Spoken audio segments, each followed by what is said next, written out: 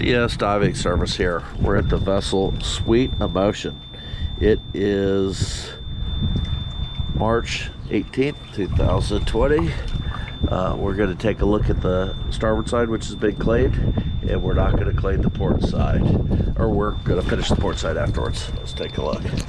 Oh, also, I want to point out in your video, your underwater lights are on, and you have two of your underwater lights where the glass is busted. So let's take a look.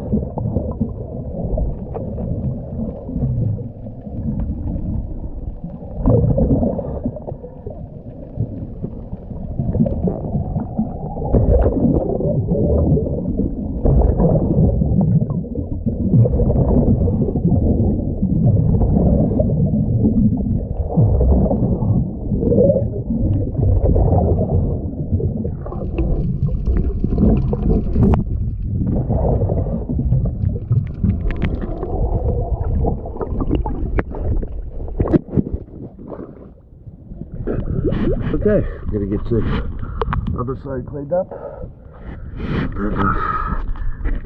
thank you for choosing DS Diving Service.